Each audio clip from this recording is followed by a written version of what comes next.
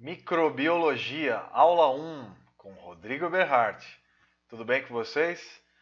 Bom, nessa edição de vídeos, vou mostrar para vocês uma área da biológicas que é chamada de microbiologia. Biologia que estuda seres muito pequenos, da ordem de 1 milionésimo de metro. Por isso o nome, micro.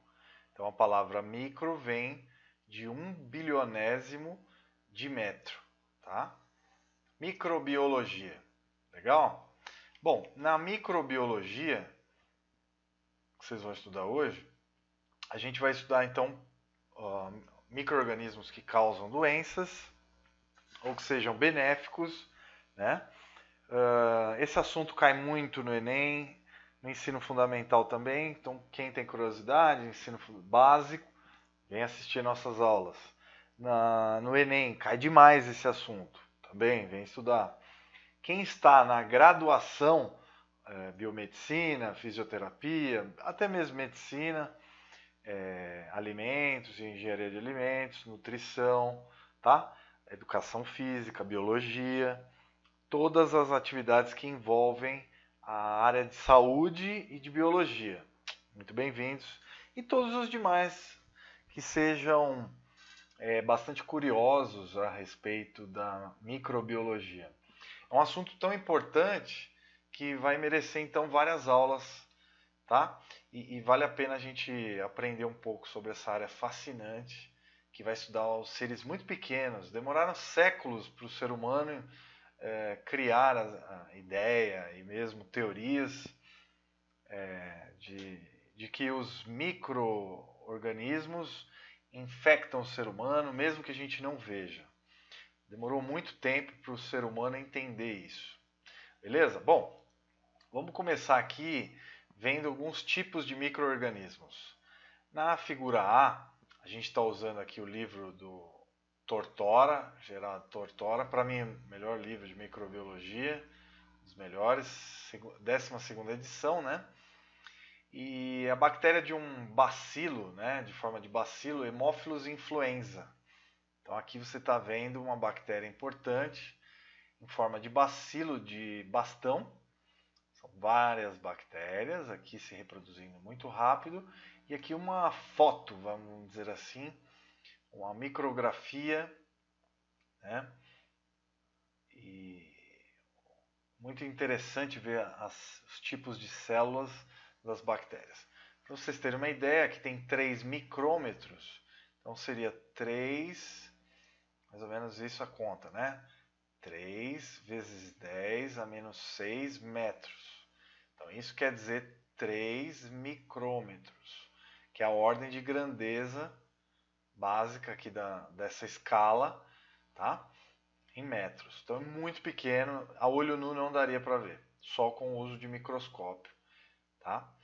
E aqui é um microscópio eletrônico que está tirando essa foto. Aqui nós estamos vendo esporângios de fungos, que são fungos, tá? Interessante, outro tipo de ser vivo. Então o mucor, né? Bolor de pão típico, é um tipo de fungo. Aquele bolor de pão, né? O pão tá lá, né? Pãozinho lá da sua casa, aí fica com aquelas manchas, depois começa a estragar, começa a vir o bolor. Então aqui é o caso do bolor de pão, tá bem conhecido também. No terceiro caso, no C, uma ameba. Ameba é presente muito em regiões que tem água parada, né? Lagoas, riachos parados, normalmente água parada, né? Poças d'água, etc. Então, alagados, né? Então, a ameba é um protozoário se aproximando de uma partícula de alimento. Então, aqui está a partícula de alimento e os seus pseudópodes, seus pés falsos, vão englobar esse alimento aqui, tá? Aqui é o protozoário e aqui é o alimento que vai servir, então, vai ser digerido, vai ser colocado para dentro da célula, vai ser fagocitado, né? Englobado e aí digerido, também com uma microscopia eletrônica, né? A D, a figura D também é uma alga, Volvox, que ocorre em lagoas. Aqui são algas, tá? Que realizam fotossíntese, mas é um micro-organismo muito pequeno, diminuto, da ordem de 270 micrômetros aqui na escala. Aqui 50 micrômetros, aqui também. E aqui 50 nanômetros, olha só. Aqui a gente está vendo o vírus da imunodeficiência humana, HIV. O HIV, essa palavra vem de Human Immunodeficiency Virus, né? Vírus da imunodeficiência humana. O agente causador da AIDS, que não é uma doença, é uma síndrome, brotando de uma célula T CD4 de defesa do corpo humano. Então está aqui a célula de defesa em verde e o HIV e os vírus em vermelho aqui, infectando uma célula de defesa. E aqui a ordem de 500 nanômetros, a escala dessa microscopia. Nano quer dizer 10 a menos 9 metros. Então, muito pequeno, menor ainda do que as bactérias, né? De 3 micrômetros, que já eram muito pequenas, né? Concordam? Bom, continuando aqui a nossa análise. A microbiologia, vamos voltar lá no primeiro slide. A microbiologia, ela surge também a partir do advento da microscopia. Então, o microscópio é também o símbolo da biologia, né? O símbolo da microbiologia, porque permitiu ao ser humano enxergar esses serizinhos que eu mostrei agora, muito pequenos. Claro que a maioria deles não dava para enxergar, né? Porque eram aqui microscopias eletrônicas que só surgiram a partir dos anos 30. E aqui uma microscopia normal, né? Vamos dizer assim, óptica, né? Tá? Bom, aqui o Van Leeuwenhoek, utilizando então seu microscópio manual de mão. Veja, a lente ficava aqui, tinha uma chapinha metálica, localização da amostra do pino, que ele punha a amostra do ser vivo em questão. Um parafuso regulador, ele era relojoeiro, então ele conseguia manipular essas peças, né, muito bem. Controle do foco e o parafuso de posicionamento. Esse foi então uma réplica, essa foto você está vendo, uma réplica de um microscópio manual usado pelo holandês Van Leeuwenhoek, que inaugura a microscopia, né? E a microbiologia também. Então, observações microscópicas de Antônio Van Leeuwenhoek. Antônio, né? Você pode chamar. Ao segurar seu microscópio próximo à fonte de luz, o Leeuwenhoek conseguiu observar organismos vivos que eram muito pequenos para serem vistos a olho nu. E aqui um desenho que ele fez em 1683, né? Mostrando aqui uma bactéria do tipo coco, uma bactéria espiralada, aqui possivelmente também uma outra bactéria, um vibrião, e aqui vários tipos de bacilos, né? E aqui o diplococos, e ele conseguiu ver vários tipos de bactérias ao microscópio. E ele conseguiu uma ampliação de 300 vezes, o que é bastante, né? Conseguiu enxergar bastante tipos diferentes de micro-organismos. Então, bem legal. Bacana demais você ver como um equipamento simples de um relojoeiro conseguiu revolucionar, então, a microscopia. Outros caras já tinham feito também microscópios. O Hooke também já tinha bolado uma espécie de microscópio que daí revolucionou de vez a biologia, tá? Tanto é que é um dos símbolos da biologia o microscópio, né? Que serve tanto para a medicina, para todas as áreas de saúde e para outras áreas também. Bom, aqui outro avanço da microbiologia foi a refutação da ideia ou da teoria de geração espontânea. Os gregos criaram essa ideia que os seres vivos surgiam do nada, que vinham do nada, e isso não é verdade, né? Bom, isso não é verdade. A gente sabe que hoje Louis Pasteur acabou com essa ideia. Por quê? Ele conseguiu esterilizar usando alimento, uma quantidade X lá de nutrientes, de um caldo, e ele conseguiu esterilizar, matar as bactérias e micro-organismos que viviam ali. Então, de acordo com a teoria da geração espontânea, a vida pode surgir espontaneamente a partir da matéria não viva, como cadáveres e o solo. O experimento de Pasteur, descrito abaixo, demonstra que os micróbios estão presentes na matéria não viva, no ar, nos líquidos e nos sólidos. Tá? E o que o Pasteur fez então? Demonstrou que quando você deteriora os alimentos, quando você esteriliza os alimentos, eles se deterioram com uma velocidade muito menor. Então não existe a presença ali de vida sem uma vida pré-existente. Mais ou menos esse é o resumo. Então, seus experimentos e observações forneceram as bases para as técnicas de asepsia que são utilizadas na prevenção de contaminação microbiana, tá? Como na foto da direita. Alguns desses frascos originais estão em exposição no Instituto Pasteur em Paris.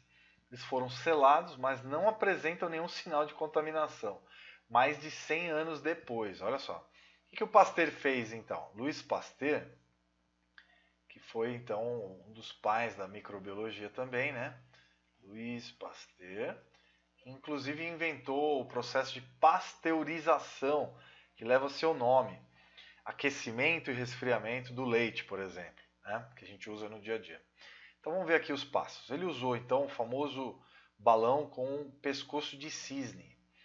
Pasteur primeiramente despejou caldo de carne bovina em um frasco de pescoço comprido, que é esse pescoço ainda reto. Depois ele dobrou, aquecendo esse frasco de vidro, né? Os micro-organismos estavam presentes no caldo, foram junto com o caldo para esse balão. O que ele fez? Aqueceu este equipamento de vidro. Os micro-organismos não estavam presentes no caldo após a fervura. Isso foi o que ele verificou no microscópio. E ele dobrou esse pescoço que você está vendo aqui. Então ele dobrou usando calor, né? Lógico, tá? Em seguida ele aqueceu o pescoço do frasco e curvou em formato de S, dificultando a entrada de ar, concorda? Então ele ferveu o caldo por vários minutos, deixou fervendo lá, tá? Aquecendo a amostra de caldo. E aí em 3, os micro-organismos não apareceram na solução resfriada, mesmo após bastante tempo. A curvatura impediu que os micro-organismos entrassem no frasco, tá? Que aqui complica aqui por causa da gravidade. Os micro-organismos não estavam presentes mesmo após bastante tempo. Então o Pasteur, ele refuta a ideia da teoria da geração espontânea grega, né, que vem lá da época do Aristóteles e tudo mais, e ele refuta essas ideias, ele nega essas ideias. E aí é uma outra revolução da microbiologia, né, pessoal, que vocês conhecem hoje. Quando você vai no dentista, ele esteriliza, por exemplo, os dentistas esterilizam o material, né, as dentistas e os dentistas, né, eles esterilizam usando calor, aquela estufinha, né, um forninho. Os médicos também usam esterilização, bisturis, os equipamentos de cirurgia, né, que é super importante para não dar infecção bacteriana nos pacientes, né? Então, uma série de fatores, né? Então, é bem legal. E aqui a gente está vendo a idade de ouro da microbiologia. Foi a época em que houve o maior número de quebra de paradigmas, de inovações, né? de descobertas. Então, a partir de 1857 até 1911, 1914, é conhecido como Idade de Ouro da microbiologia, né? São os marcos, alguns vencedores do Prêmio Nobel. Louis Pasteur, então, ele consegue demonstrar que a vida não é gerada espontaneamente a partir da matéria não viva, produz a pasteurização, fermentação, tá? O processo de fermentação, a geração espontânea então de vez refutada, E a pasteurização também fornece um processo que deixa o alimento durar mais tempo e aí também revoluciona a venda de alimentos. Joseph Lister, também nos Estados Unidos, realizou cirurgias em condições assépticas utilizando fenol. Tá? Provou que os micróbios provocam infecções de feridas cirúrgicas. E aí tem até um produto lá, o Listerine, que você usa em homenagem a Lister. Tá bom?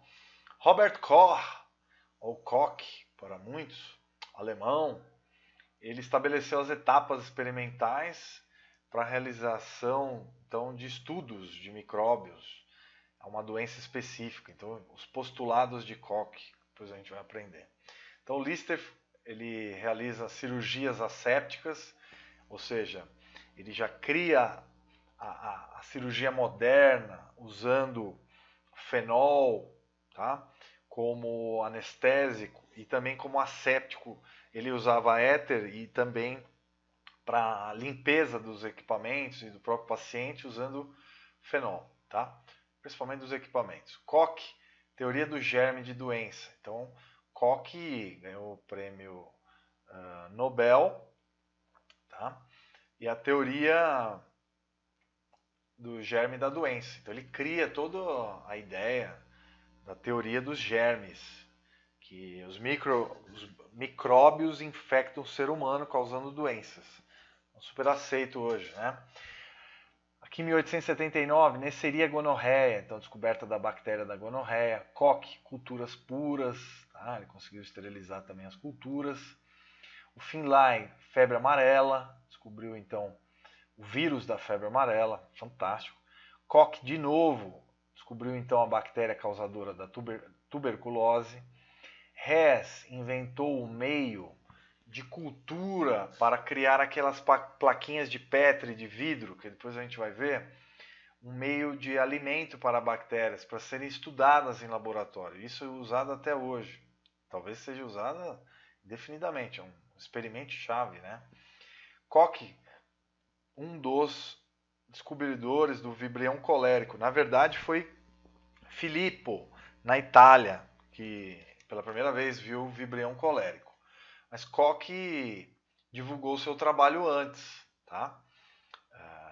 Foi um italiano que descobriu, mas ele habilmente já mandou lá um paper, que a gente chama, né? Um trabalho científico para os órgãos associados de divulgação e ele foi considerado o primeiro. Mas já tinha um italiano que já tinha visto isso. O vibrião que causa cólera, né? Metchnikoff, ele descobre em laboratório, vendo o microscópio, a fagocitose. O dinamarquês Gram, a técnica de coloração Gram, tá? Bem conhecida hoje. Gram negativo, Gram positivo, para descobrir as doenças. O Escherichia, descobriu a bactéria do cocô, a Escherichia coli, super conhecida em microbiologia. Petri levou o nome então da placa de Petri, que é um símbolo da microbiologia também, que é aquela plaquinha de vidro em que são estudados então as bactérias em laboratório, né? Tá? Conhecida placa de Petri, onde são inoculadas bactérias para estudo, onde faz crescer bactérias. Então é também um objeto de laboratório chave, né? Vamos dizer assim, equipamento de todo o laboratório do mundo inteiro que utiliza estudo de micro-organismos, bactérias, por exemplo. Kitasato descobriu então a bactéria causadora do tétano, Clostridium tetani. E von Behring, a antitoxina diftérica, da difteria.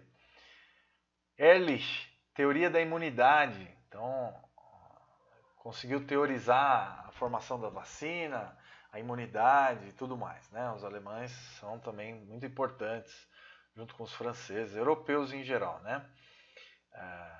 Para a descoberta aqui da microbiologia e as novidades e tudo mais. Vinogradsky, ciclo do enxofre. Shiga, japonês também, dois japoneses, Kitasato e Shiga, Shigella disenteriae, causadora da disenteria lá na Ásia. Ehrlich, de novo, tratamento da sífilis, era uma doença incurável, hoje bastante curável, né? E aqui, Carlos Chagas, tem um brasileiro, gente. Todo mundo. Aê, que legal. Trypanosoma cruzi, dos maiores médicos de todos os tempos.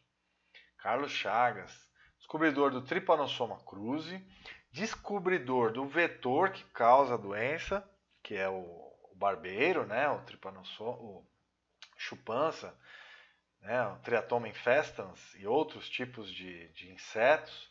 E o agente etiológico, que é o Trypanosoma cruzi, que leva o nome de Oswaldo Cruz, em homenagem ao diretor, né? Do hoje Instituto Oswaldo Cruz. Rose, vírus causador de tumores, então ganhou o prêmio Nobel. Então, temos um brasileiro aqui, né, gente?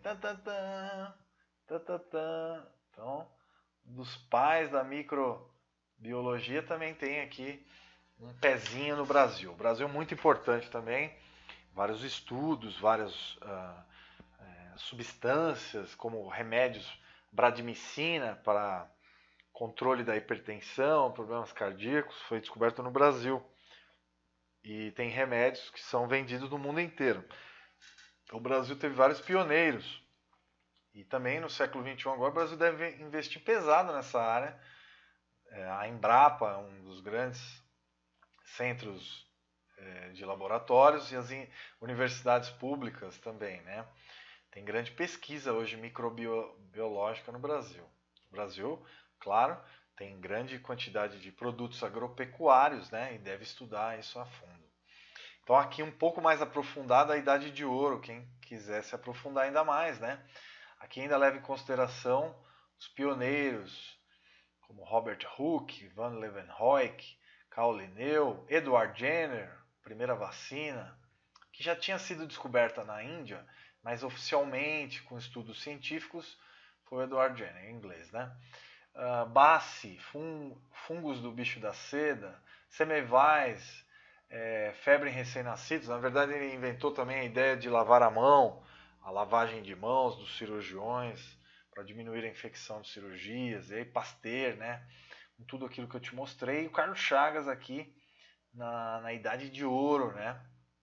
Finalizando. E depois aqui no século XX, com o advento então da penicilina, com Fleming, Griffith, transformação de bactérias, Lansfeld, antígenos, streptocócicos, Stanley, Northrop e Summer, cristalização de vírus, em 1930, com o advento da microscopia eletrônica, né? Biddle e Tatum, relação entre genes e enzimas, 1940, por aí. Delbrick, Luria, infecção viral de bactéria. Anos 40, descoberta do material genético, que era o DNA. Liderberg e Tatum, conjugação bacteriana. Watson e Crick, estrutura do DNA.